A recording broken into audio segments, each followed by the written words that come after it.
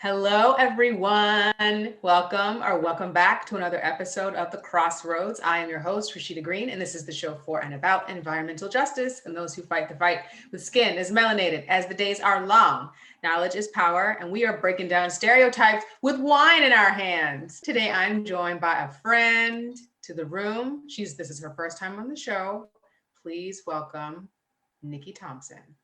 Hi, friend. Hello, friend. So Nikki and I used to do some organizing work together. We did some expungement clinics in the past, and she is a policy savant. Like if there is one person that I've personally learned so much from in terms of public policy, it's Nikki. So I asked her to come on the show today to talk about the work that she does, to talk about and share her wealth of knowledge, particularly about the legislative session that is currently going on in the state of Maryland. But before we get there, we're going to give some flowers. So this is the part in the show where we honor those that either are in our lives or have impacted our lives in some way that we want to honor. So Nikki, do you want to go first? You are the guest. Would you like to go first? Sure, I will go first. Okay. I have several flowers. First, me too. To my dad, who is my number one fan, my best friend, and who just moved me for like the 500th time in my life. He's moved me, drove all the way from Florida to DC to move me. Yeah, my dad is absolutely amazing. So I would not be but for him. I mean, naturally, but also in all other ways as well. So flowers to him. And then also to, when I think of like Black history, because we're in Black History Month. Yes, we are. My professor from law school who changed my entire life. Her name is Professor Worthy.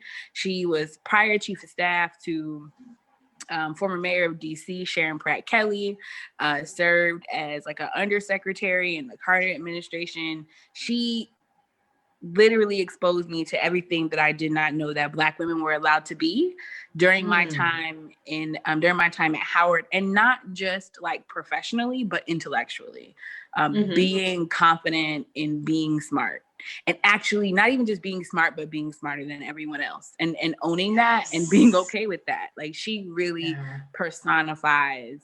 I don't even want to go so far as to say like Black excellence, because that can be like a double-sided term. Like excellence is great, but we don't all have to be excellent just to be appreciated. Yes.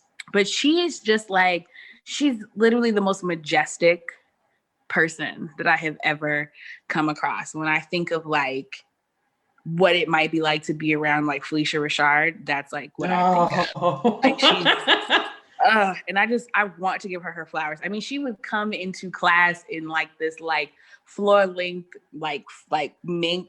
I mean, she just fabulousness, like from head to toe dripping. There is like no question.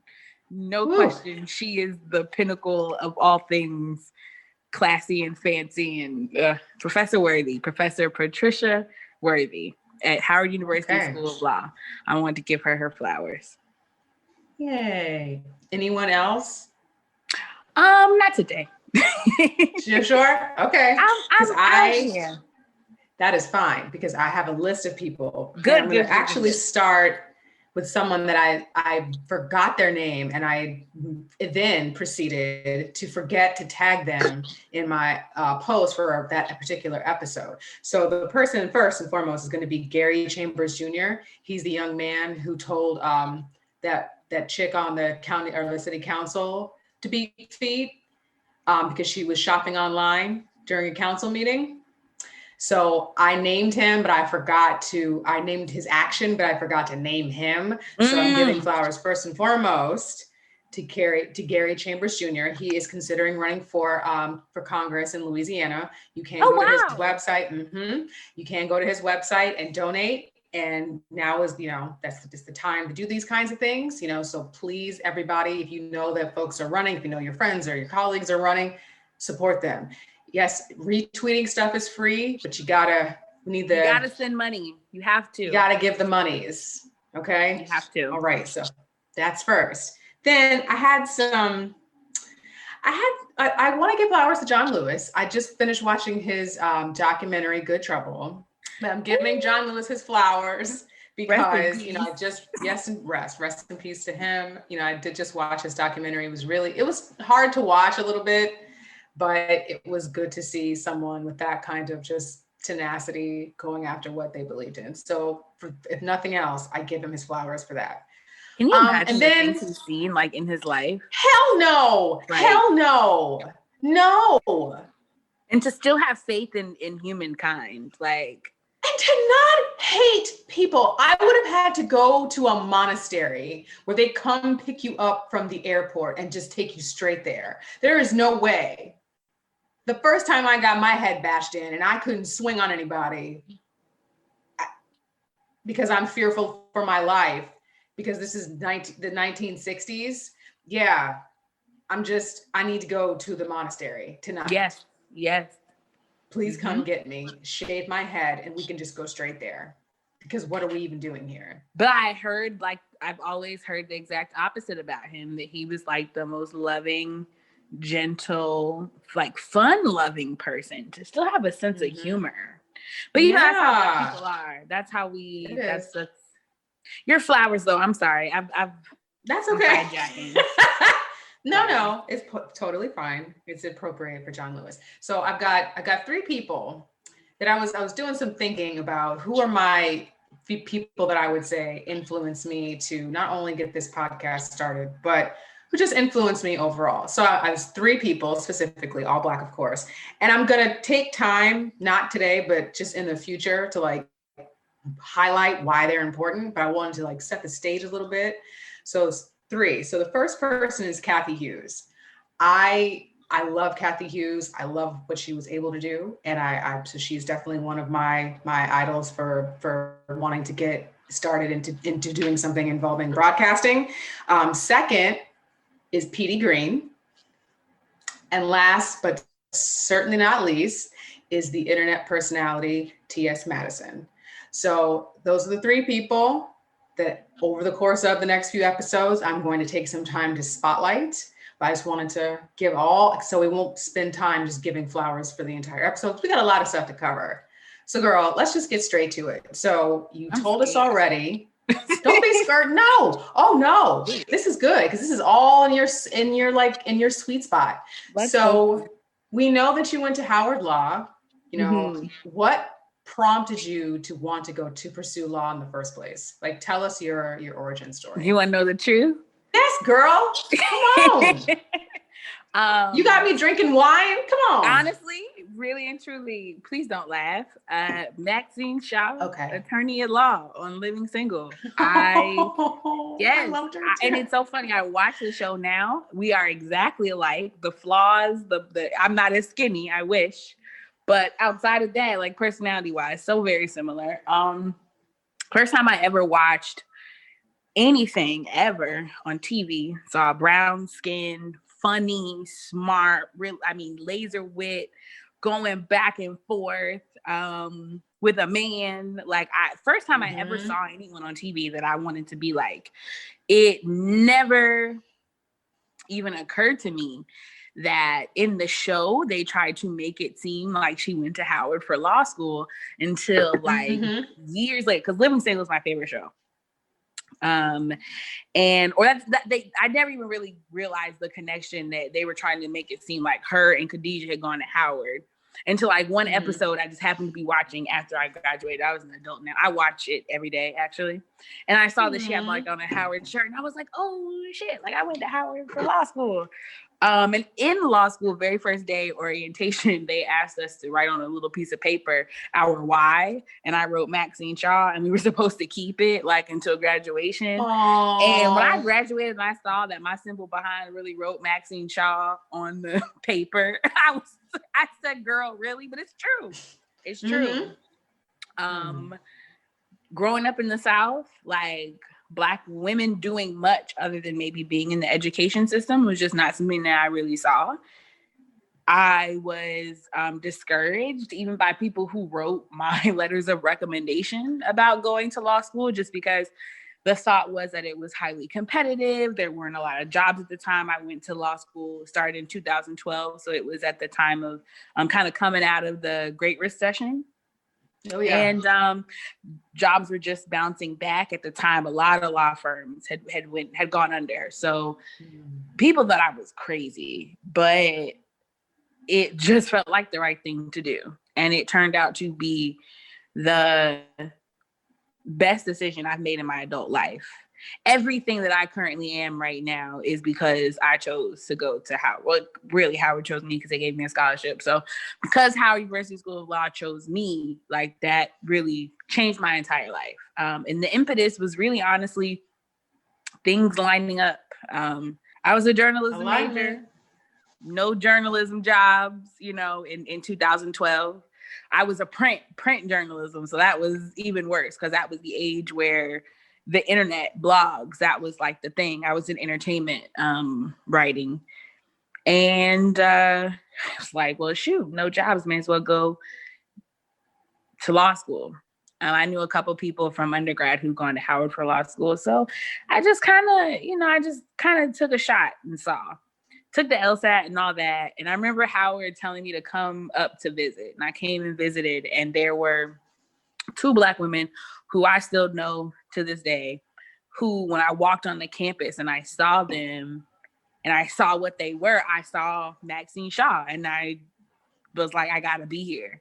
One, she is literally the most beautiful woman I've ever seen in my life. Like, she's like absolutely gorgeous, graduated near, if not the top of her class. And she, her name is Cree, and I tell her all the time, she's the reason I went to Howard. She's like the first person you meet. And I was like, they need to put you on the brochures because she was fabulous. And the other person was, her maiden name is Dariah Rose. Now, she married another classmate of ours from Howard Law, and she was just so smart. Like, she was that witty, quick side of Maxine. And I saw both of them my first day stepping on campus, and I was sold. I was absolutely sold. They don't believe me when I tell them, because I tell them when people who've done inspired me, I tell them. They don't believe it, but now I've said it on camera, so it's true. Yeah. On the Crossroads podcast. They can't deny it now. It's like official. They can't deny it. So you're at Howard, you're learning, you had your amazing professor that had such a profound impact on you. So after law school, where do you go next?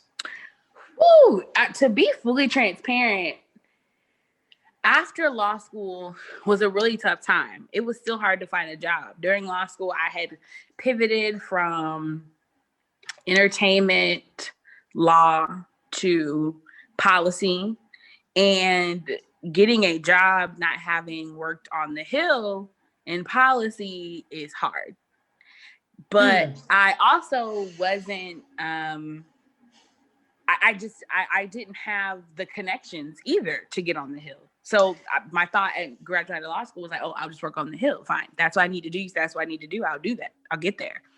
Couldn't get in. Didn't know anybody. And it was you have to know somebody. It was not, And literally by God's grace, I ended up getting a job with now Senator Chris Van Hollen in Maryland. I'd lived in Maryland in his district my whole time I was living in law school. And there was a Howard Law alum who's also my sorority sister. Her name is Danielle Perry, and she is leading marijuana legalization legislation and reform in Chicago, I think it's Illinois. She is like it. She is it. And she had that job when she was leaving, got appointed to the Obama administration, and she had a job as a field rep in the district office of Chris Van Hollen. And I ended up there after she pulled me through, basically, and didn't stay there for very long. But I just remember being in Florida, no job, everybody's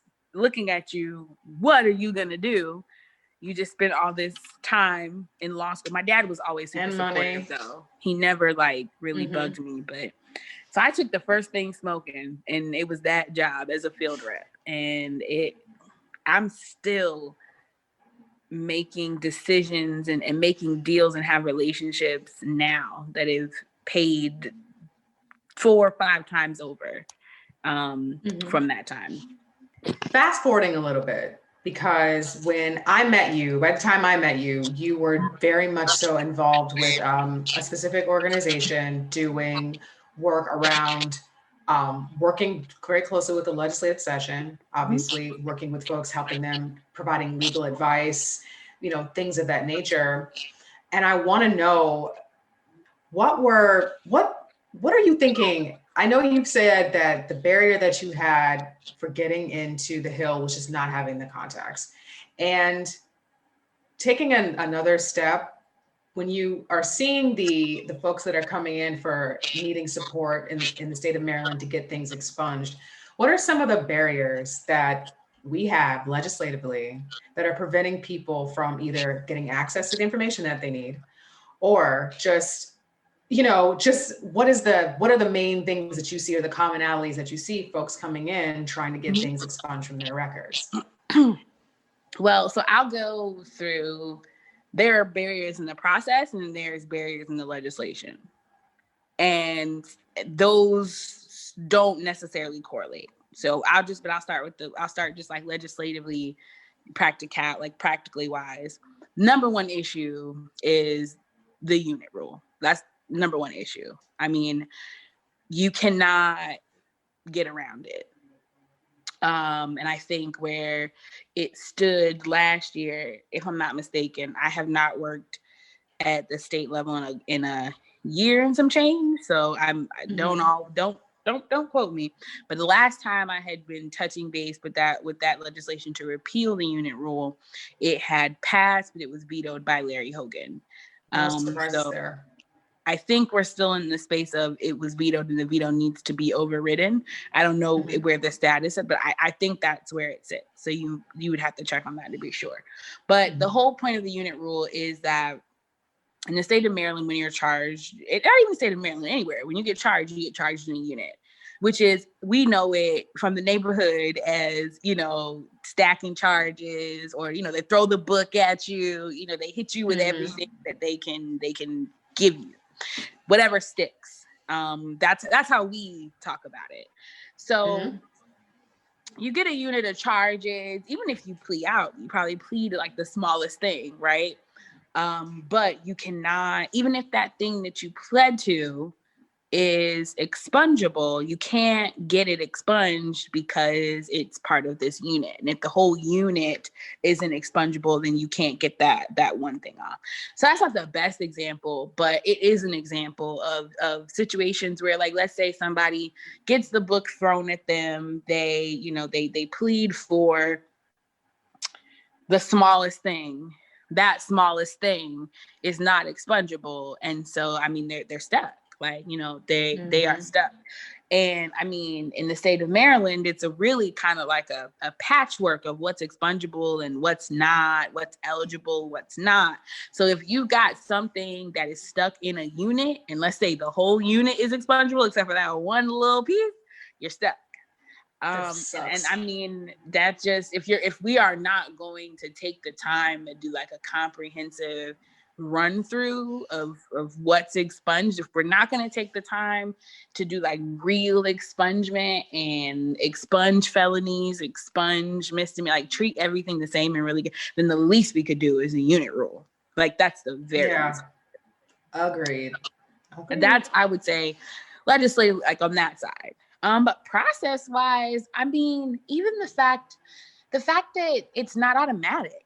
Like, the fact that you have to you gotta apply, you gotta go down there. It's like the court is basically where these rules are housed. This is not public information. It's not a thing that an everyday person knows. And honestly, unless you have access to an attorney, or unless you are a person who is routinely involved with the courts on that side of the courts, because it's not even all parts of the court, that side of the court. That's just not information that you know. Like, so it should be automatic. Like, it should be automatic. The same way when I don't renew my license and they send me a notice, the same way that, so many of these processes are automated. And now, especially in the time of COVID, when we're not supposed to be dealing with people at all, like every process, we should be doing what's needed to make every process automated, and then include the checks and balances to cure issues if somebody needs to, do some type of follow-up. But I mean, the fact that like you gotta apply and you gotta pay and you gotta this, that, and this, that, and this, like, look, we've already done, like, I've a lot of times with the way expungement is set up now in Maryland, done your time, you've done your parole, I've done all this, and I still, on top of all of that, I still have to be accountable for this thing that I've spent who knows how many years paying for. It's insane. So those are the top things, that like this process is so antiquated that it's so much for a person to get through. And I think that, and then we can go to the next question, because we've been on it for a while, so I don't want to take up all the time on it. But like, I find it so interesting when I'm having conversations with people about expungement, why people need second chances, what it means to have completed your sentence, completed probation, what it means to have like completed parole, all those things, and why, a person who, even if they have a murder charge, really and truly, even if you have been convicted of murder, if you have been released, and I know people, it's sensitive, right? Because people are saying like, well, what about your family member, whatever. And I want to take us past that, like outside of that, and just operating with the facts of, if a judge gives a sentence and the person lives through that sentence and is able to be released, this is the point of time that we're talking about.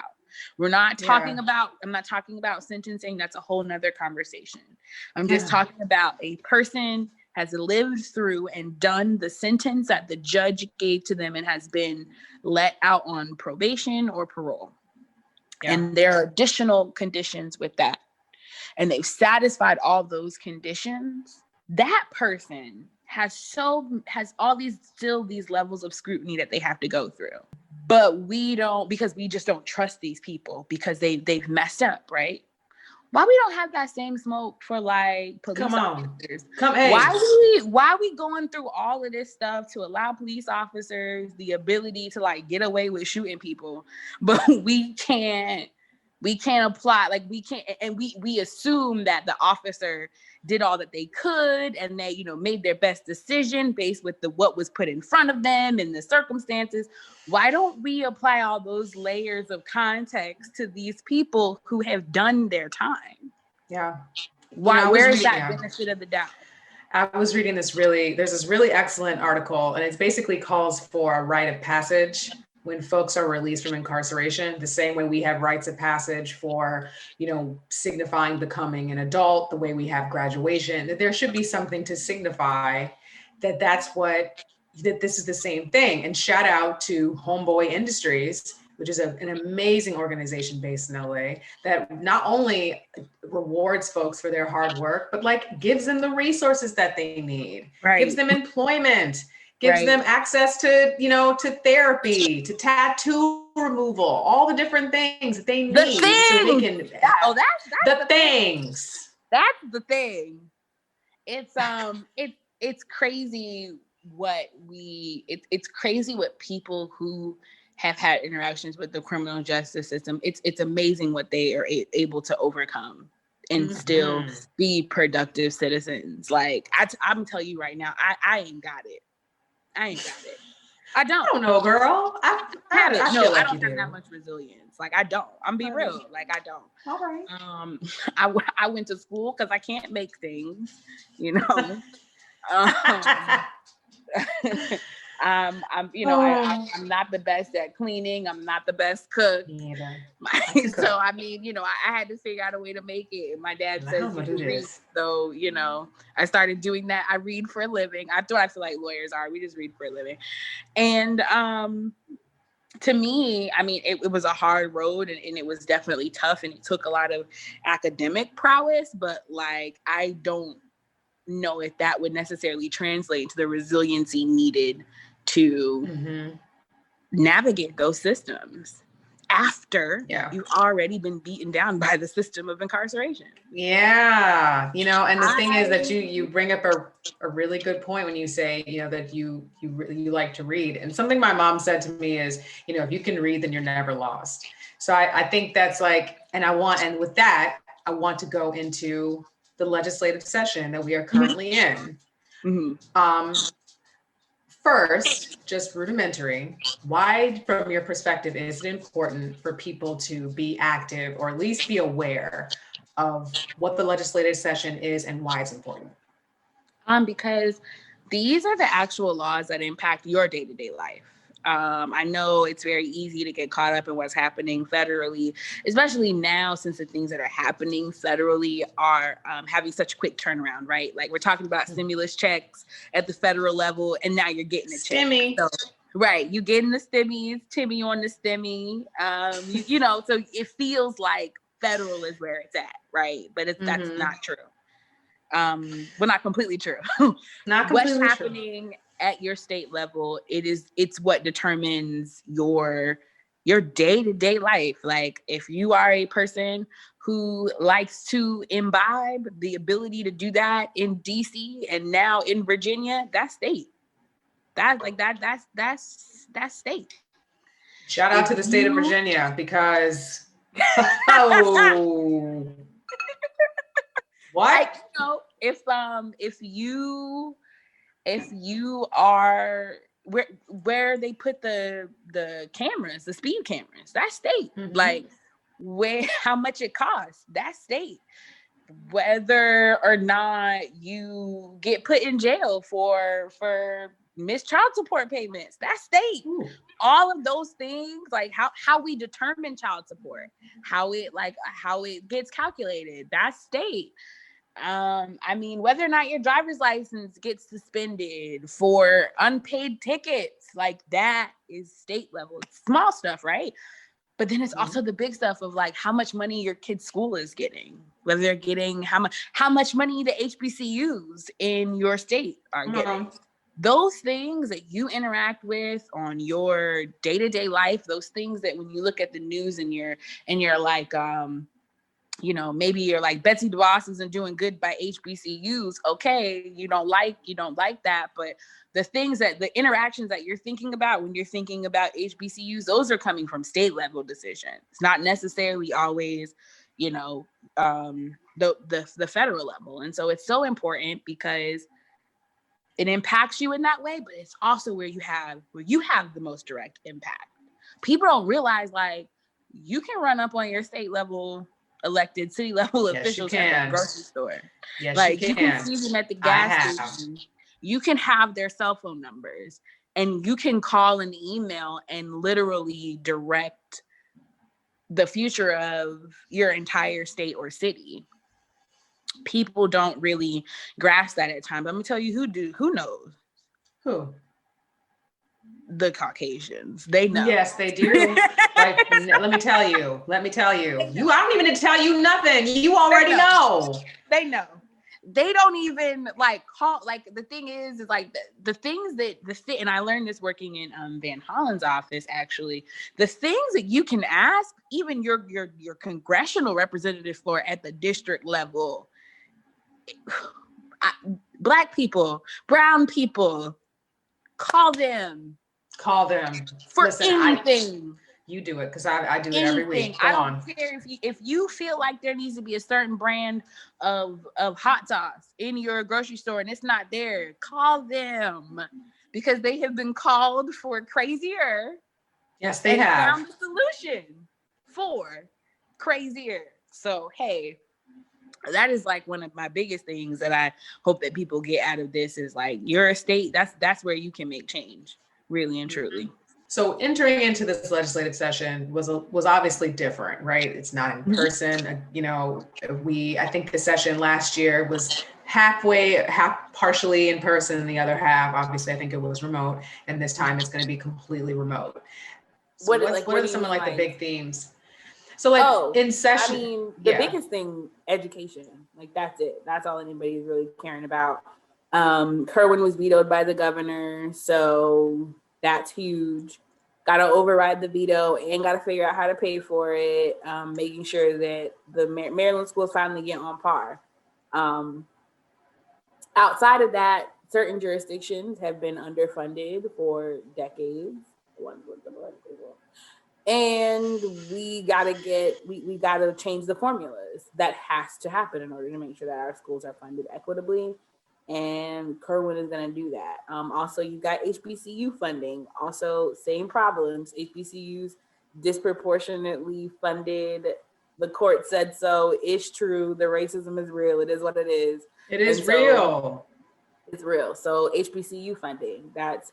Those are the things. And I mean, right now we're in COVID, so it's like, where are we going to find it? Well, there are some great options. We can tax the wealthy as they should have been taxed.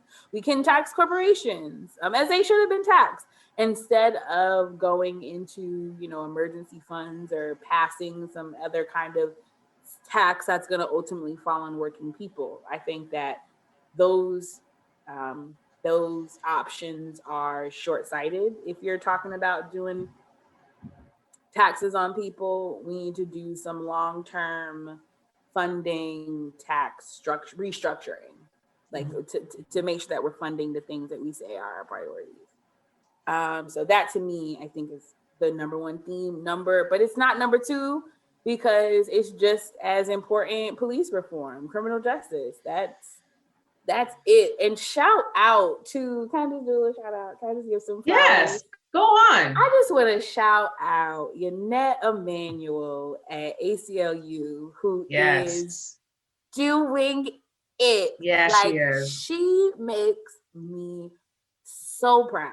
I mean, she has been before, like Leah Board, repealing Leah Board is all anybody talks about.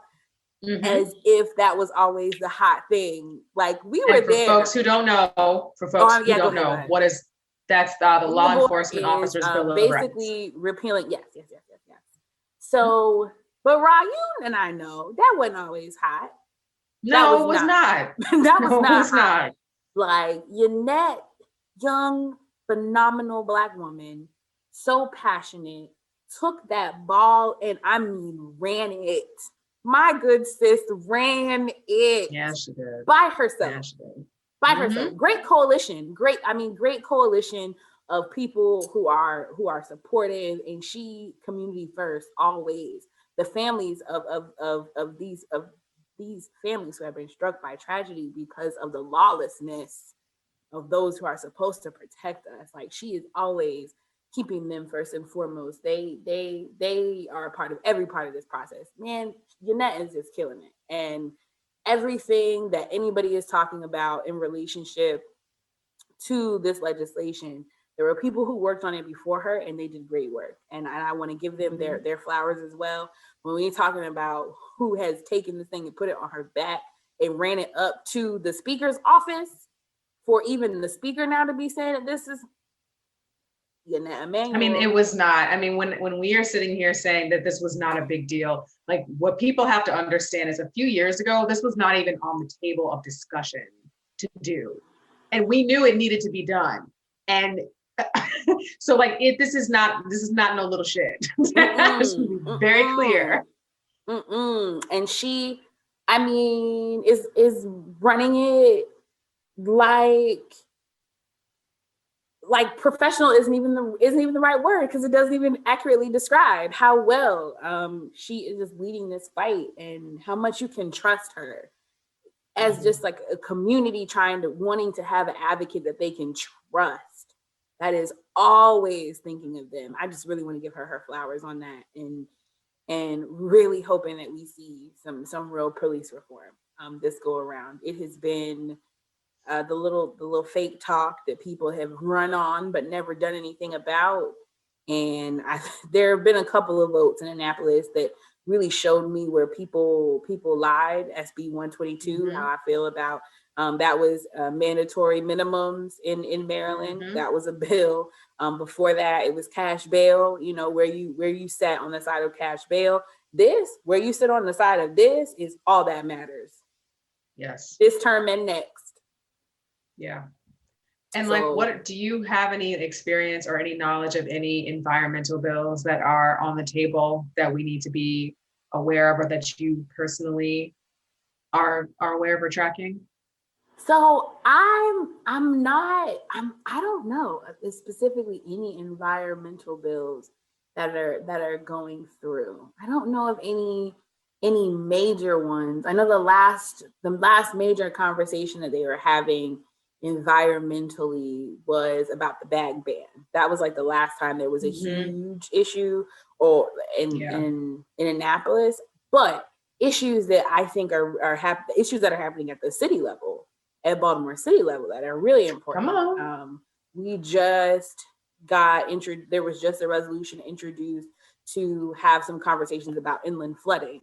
So we know that flooding is happening out on the eastern shore, et cetera, et cetera. We know that, out along the water side, but there's also flooding that's happening in Baltimore City, that is happening in these neighborhoods where people don't have the loudest voices. And so we are having an investigative hearing to get some updates on that. There was a report that was released and it did not include any of the inland flooding. So this is, we're wanting to have some conversations about that. And get an update of what's going on, because climate justice is the issue for me personally. I'm from Florida. So when you start talking about flooding, loss of vegetation, pollution, like that is air pollution. Those are the issues that I am a direct, I hate, like, I don't like the term directly impacted, but like, it is the bane of existence of especially parts of my family. If parts of Florida are gone, parts of my entire family are gone, and that's directly impacted by environmental legislation. So anyways, still at the city level, we have the inland flooding hearing coming up. And then also there's just been some policies that we've been looking into in terms of the council president's office, just looking at polluter pay models, making sure that some of these corporations are actually footing the bill for some of the problems that they cause. Also looking at, why don't we have environment impact statements the same way that we have been championing racial impact statements, which I am a huge proponent of. We have small business impact statements. Why don't we have environmental impact statements, and looking at what we can do to think about requiring that at least at the city level, which is what we have control over. So those are some of the things that are circling around my desk right now. And so let's spotlight your current role. So you have been working for Baltimore City Council. Talk to me about that. What has that experience been like for you so far? Are there any challenges that you're finding that are specific to you being your experience as a Black woman, or is it just what different challenges that you might be facing? So right now I'm the legislative director for Baltimore City Council President, Nick Mosby. Former delegate and former city councilman, now city council president. Worked with him on a lot of legislation in Annapolis. And so I always call him my legislative partner in crime. And so it was a natural fit for me to move with him to Baltimore City. But I think the biggest, it's interesting. It's not obstacle, it's just interesting. Coming from my background in policy, everything comes full force because this is a majority Black city versus I think where some other cities, the balance is not the same. You've got Black electeds, Black leadership trying their best to serve majority Black residents. And it's a challenge. And I say that because racism affects Black people in a way that I don't think they always understand or appreciate. I've had to do a lot of unlearning myself.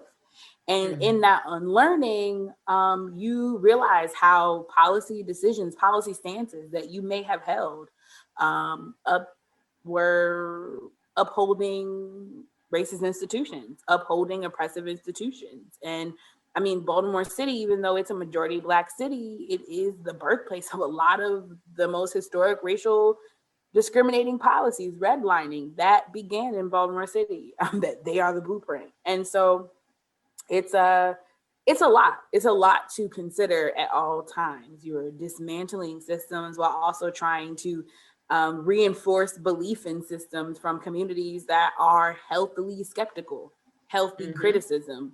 And that's as a Black woman who's not from this city. So I'm learning every single day and ultimately letting community guide me. They know what they want. They know what they want. Yeah. I just got to make it happen. Like, you know, that's really honestly what has been my role so far. Council President Mosby, born and raised Baltimore City, but outside of that has 2 daughters in Baltimore City schools. Like, he is, it's not just about what he wants. It's not just about what he's needing to do for his political agenda. It's literally about having a city that can, where he can give his girls the world. And I think all of us can relate to that, whether you may not have children, but you have young people that you care about and you're trying to make this world the best it can be for them. And watching him like consistently make decisions based off of like purely what's good for people has been eye-opening for me, because I always operated from that policy space. He's always operated from that policy space, but everybody doesn't, as you know. Yes, so I do. The rubber meets the road a lot, but that is the best thing about being in the council president's office is I think we're finally in a time where what is best for city residents, period, is what comes first. And I wish I could tell some of the stories where I have seen like Council President Mosby like go to bat for people he has probably never met, but he knows that they are here in this city and they're counting on him in back rooms when no one is looking. Like the very pointed, intentional decisions he makes. I have learned so much. I'm in awe all the time. I feel blessed to be there, very honestly. That's really awesome.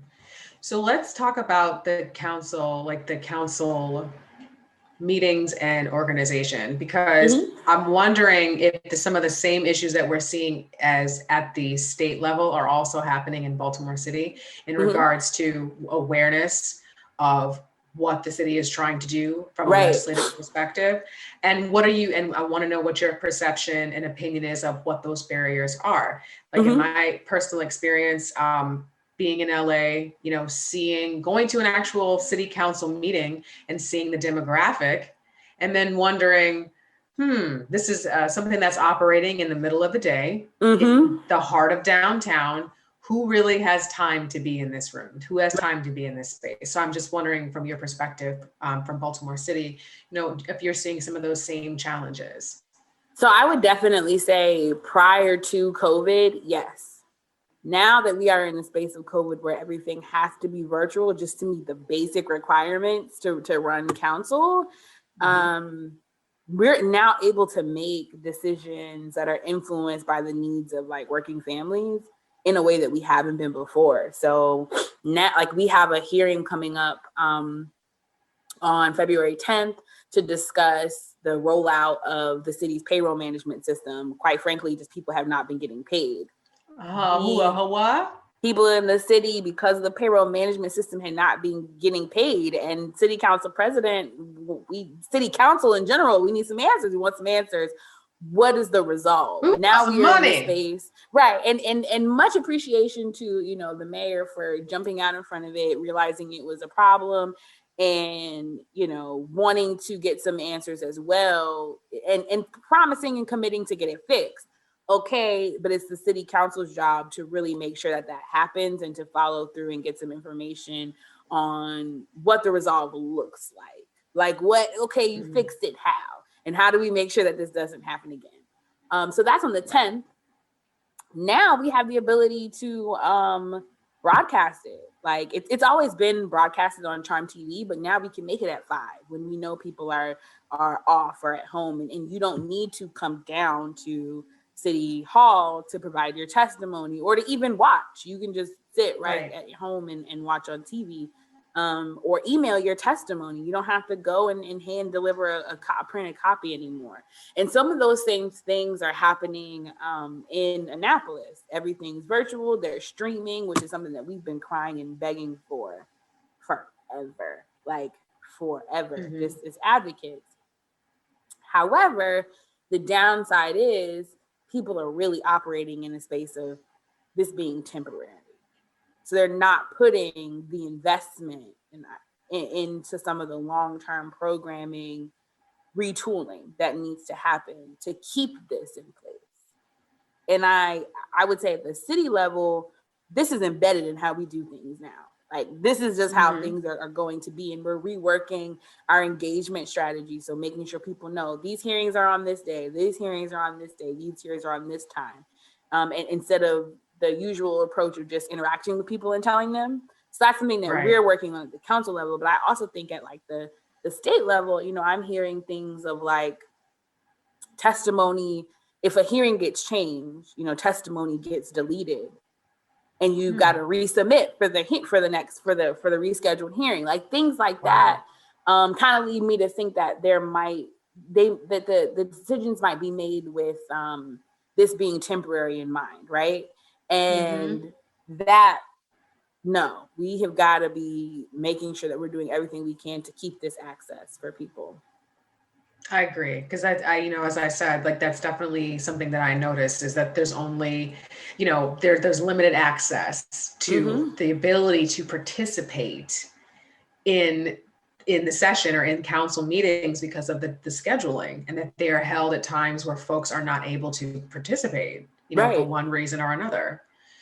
And, you know, what are some of the city council's goals? Like, what are some of the things that for this particular session that they are trying to get accomplished? So legislatively or just in general? Legislatively. So I will say, this is a brand new council. Things are totally different. We've restructured the committees. We have restructured some of the processes, like the amendment process, things like that, to really bring a sense of professionalism back to the city council. I think a lot of when we moved into this era of being virtual, a lot of just the inherent kind of professionalism that comes with being in certain buildings, we're not in those buildings anymore. So a lot of that kind of fell away. But now with this new committee structure, we've got larger committees. We don't have just like small 3-member committees where, you know, anything can happen because it's just 3 people in the committee. You know, they may be meeting, they may not be meeting. Like, you know, we've really worked hard to make sure that this is a deliberative process for the residents, because you need to have faith that your elected officials are turning over every rock and listening to every opinion when we're and researching all that we can when we're making these legislative decisions. So that has been a big goal, is just making sure that the council is something that residents can be proud of. Like that when you walk in here, you know, and you feel that we are about the city's business at all times. And so I say that's our number 1 goal. Number 2, legislatively, we've got to get through the pandemic. Like, we've got to make sure that people are not being evicted. The council president just released a housing package, little cute little title, Be More Housing Package. And it's supported by a couple council members who they just all got together and tried to put together a package to really deal with all these different aspects of eviction. Council members introduced Just Cause, which, you know, tried to get through Montgomery County, and it was a little rough ride.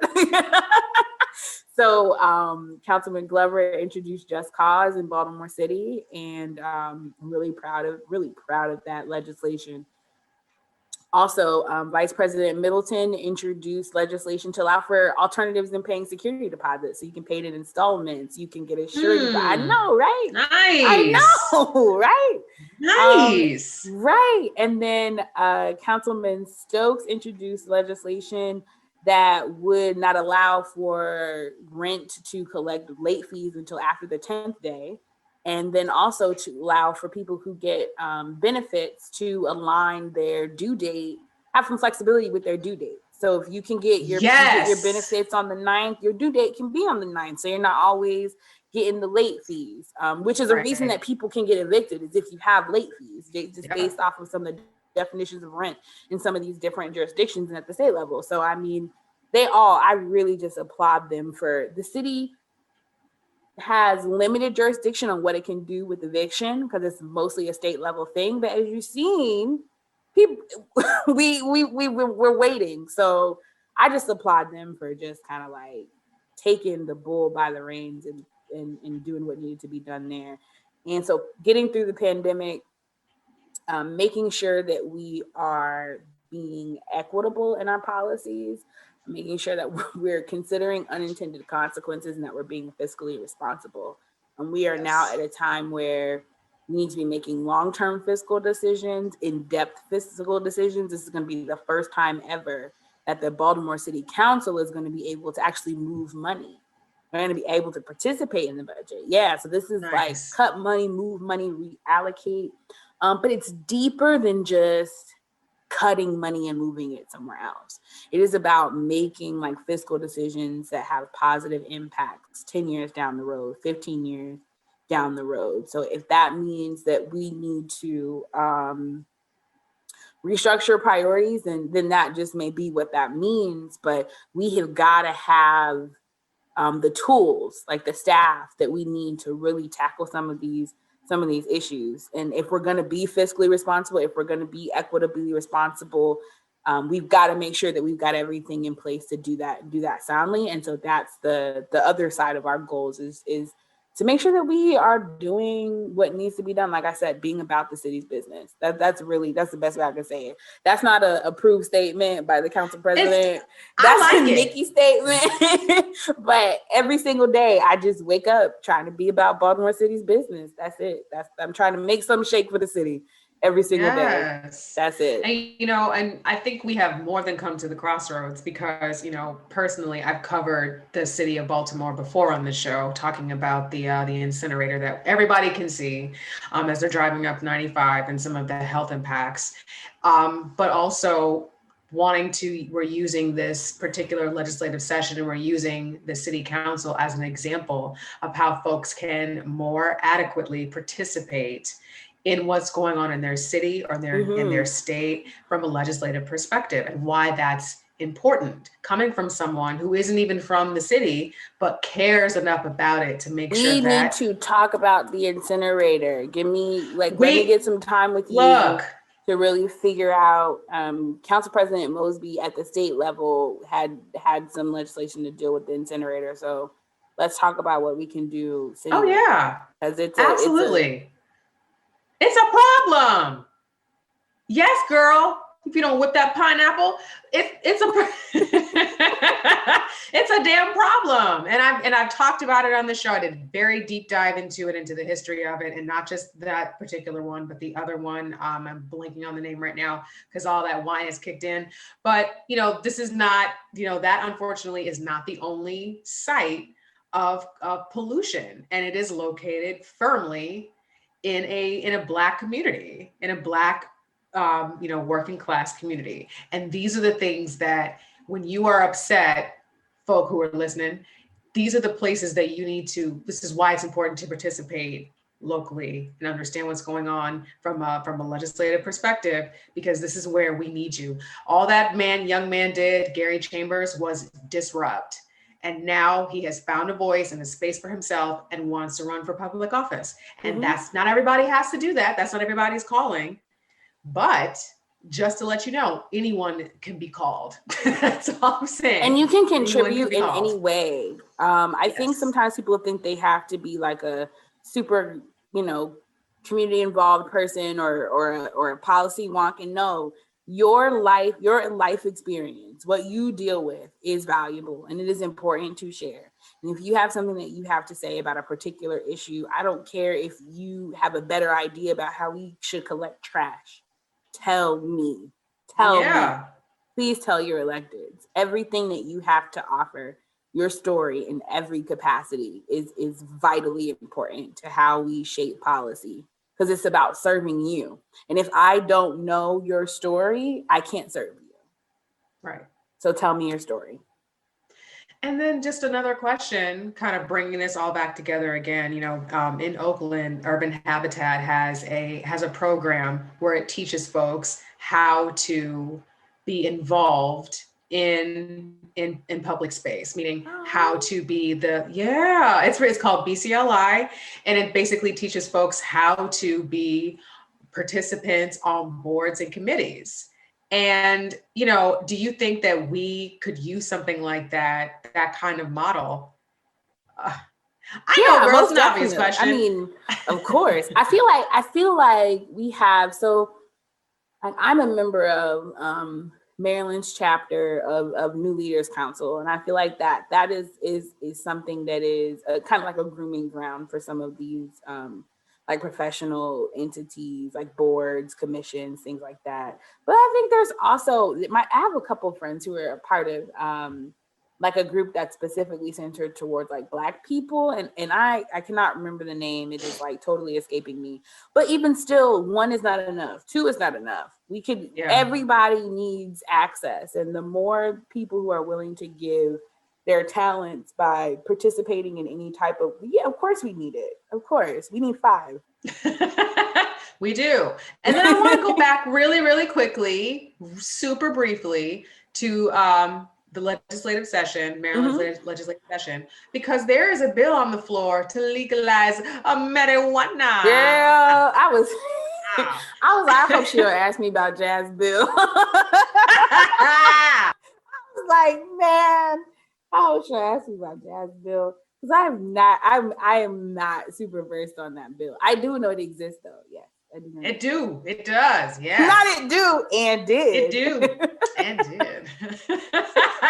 Well, I just want to know, girl. I mean, I know for a fact I'm gonna be covering that. I've already had my marijuana discussion. Your delegate, your main girl, Delegate Wilkins. She actually just did a conference on cannabis policy. Yeah, it was like a virtual conference, and she was one of the speakers. I saw it. Was it good? I didn't actually get to see her do the panel, but I saw I saw her post on Facebook that she was gonna do it. Okay. Yeah, I've been getting, she's not my council person anymore, my delegate anymore, girl. I'm sorry, girl. I know. I'll tell you off air. Who you got now? I'll tell you off air. Oh, okay. Well, Nikki, as we come to the close of the show, are there any upcoming activities or things that you're working on? You are always a girl about town. So I know that there is some type of something that you are doing in addition to your job. I know it. So if you have any such things, which I'm sure you do, tell us what they are, girl. I really, honestly, with the COVID, I have been trying to stay in the house. So I haven't done a lot of like virtual things. I've really just been trying to settle into the job. So I don't really have much going on. I will say though that my other side released a book in November. In December 2020. Who? Feel free. My other side, my writer side, my Nikki Bliss. So if you guys want to get that book, you can. But other than that, what? Give the details, girl. You can't just come on, get the details, girl. Hand it over, girl. No, I write I write romance in my little pastimes. I feel like we've had this conversation before. You have to talk to them. You got to tell the audience about it. Did you? We didn't talk about it? No, I don't think you told me about this. I feel like you didn't. Well, I write books, and I have 4 out. So if you get some free time, but I don't really like to encourage people to read them because they're romance books. Why? They have sex scenes. Stacey Abrams wrote romance books. Stacey's did not have sex scenes. Oh. But, if you are an adult who has sex, you might enjoy them. Listen, first of all, the Crossroads podcast is a sex positive show. I am the unofficial president of the Meow Hive. Well, I don't know. I don't know if my brand allows for me to be a sexual being. I think it only allows for me to be a virgin. So. And that's something else we need to talk about. There may not be today. I may have to have a second You glass got me of wine being too before I'm honest willing on your little podcast. We might have to take my know, job girl. out of this. My boss can't know I'm not a virgin, child.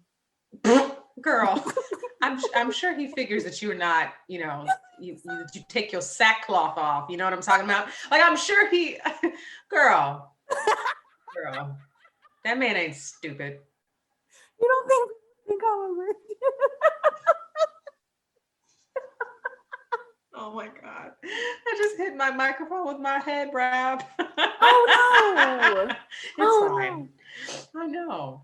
But girl, I think this is great. And you don't have to publicly promote your books, but I feel like you should, girl, because you're doing you have someone else to look, Stacey the Abrams, alum of the illustrious Spelman College. Girl. If I had hair, I'd flip it. I'd flip it around. You better revere Spelman. You better. My name fell out, y'all. I apologize. It did. That's all right, girl. I'm about to put it back. But I debated for a little while in my head whether I was going to actually put it back in on camera. If I was just gonna. It's fine. I haven't really quite made it to like uploading videos yet. This may or may not be the first one. So it'll just be what it is. It's gonna give what it's gonna give. And I'm not gonna be crazy about it because my God, it's much. Like I cannot believe that. Like the last time I was out with you. Like that was like one of the last times I was out in the world. Oh, yeah, I was thinking about that. I was like, man, we were out in the streets, in the strizzies. Now where are we? At home eating potatoes. That was a good night, though. That was a fun night. I had so much fun. I had a good time too. I was definitely feeling like I was giving very much Erykah Badu at the Soul Train Awards. Oh, yes. Yeah. I was feeling it. I was feeling my fish. And, and now we're just inside and like sad. I'm sad. I dream about going to society and having brunch. I dream of it. But we are never going to be able to have, we will probably never be able to have a breakfast buffet again in life unless people are back there I have it. definitely been mourning the loss of buffets. My friends have called me basic, but I love a buffet.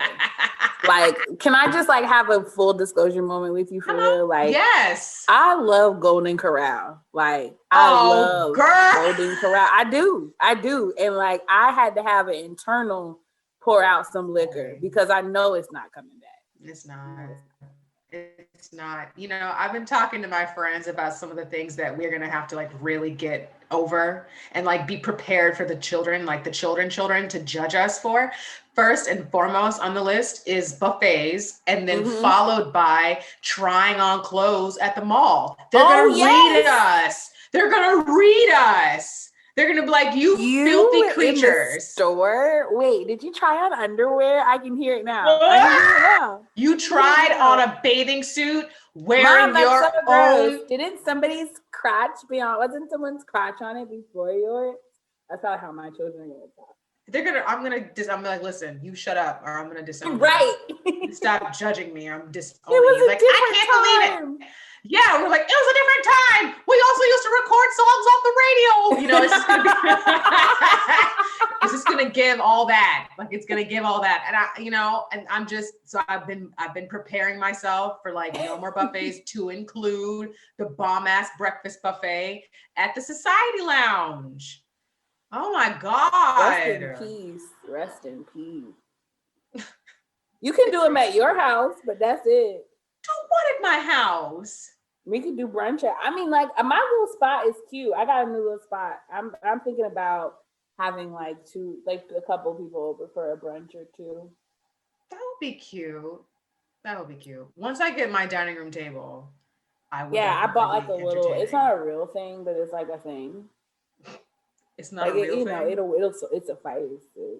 Oh, okay. It is a dining room table. That's what it said on the box. Cool. But it's not like, I think of, like your like grandma, like dining room table. It's girl, like soul food. No. Come on in, baby. shit down. We're having some hotcakes. Like, girl, what? Like, no, nobody's doing that. No one's doing that. There is no Uncle Earl living upstairs in that room. They're not doing that. Like, that's not the vibe I have. That's not it. I'm just like, come sit down on this dining room table I had to build with the terrible instructions that the girls gave me, and enjoy yourself. You know what I'm saying? This is it, you know? We build our furniture. Our parents can't relate to that. They're like, what do you mean you build your furniture? I'm like, I literally get on my hands and knees and use terrible instructions with just because they would buy things whole. They would, and get it.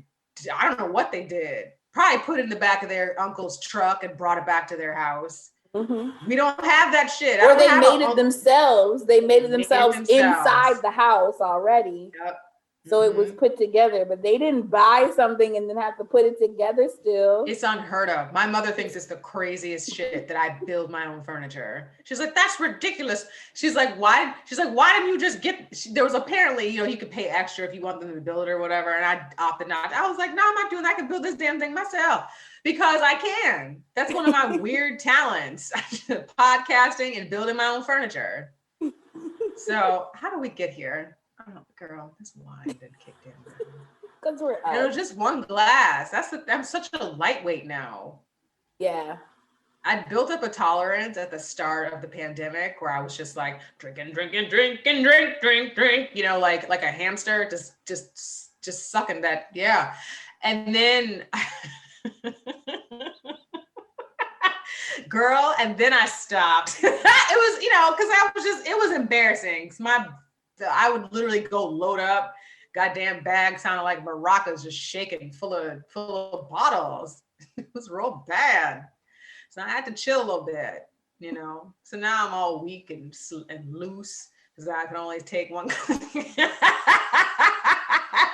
Girl, I'm serious. Girl, I can only take one glass of wine now, girl. And then I started getting all loose and crazy. And I never do this. Like, I never drank I did drink. I did. I had a couple glasses. I'm going to get me another one. You think I should get another one? Can we pause the show while I get another glass of wine?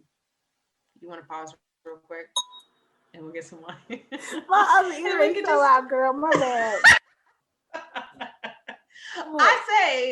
I have to, girl. I've definitely enjoyed you. You have to come back on the show and talk about. Yeah, girl. You see, I ain't doing nothing. Next time, I'm actually have my shit together. Hopefully, my office will be. You did have your shit together. Girl, no. Hopefully, my office. My nails ain't even done, sis. Hopefully. Oh my God, girl! I haven't had nails. It looks like they're growing. Let me talk. Hold on. Let me give you some flowers real quick. What? Why? Because you had me speak at something for y'all. And I met Stephanie McGinsey. Yes. And she has been a joy to know. Wonderful, fabulous person to know. And we actually applied for a grant together. From Bezos's wife gave we applied for one of those grants together, and we have actually made it to like the next round. And it is because of you. Thank you. Oh, I'm so glad to know that. I'm glad. Shout out to Stephanie and her organization, We Can. It's an amazing, amazing, amazing organization. She does a lot of great work. I'm so glad. That's so amazeballs. Yes. That's one of my things. And it's actually to do racial impact statements, to do racial equity impact statements for legislation. Yes, it is. Hooray! Oh my God. See, in addition to writing romance novels, you're also out here acquiring grants, building and fortifying relationships. Girl, damn it. Girl, you better work, girl. City councils and things. Thank you. I accept these flowers. I'm glad to know. That's so great. It was funny because I was looking through my phone. That's like the only way I can keep up with some of the shit I do is to look back through old pictures. So I was looking back through the pictures and I was like, damn, because it made it into the paper. And I was like, wow, look at this. Look at me. Look at Nikki. We're just out here doing the things. That's awesome. That makes me happy. Nikki, thank you so for much for having joining. me. You're welcome. I enjoyed having you. It's always a pleasure to have you. I enjoyed being here. Can you give the folks your any kind of social media or any way they can get in contact with you? Yeah, sure. So you can follow me at NTESQ. So at symbol NTESQ on Twitter. That's generally where I'm sharing updates about the city council or any Maryland politics things or just general politics things. So feel free to follow me. Okay, thank you so much. It was a pleasure having you.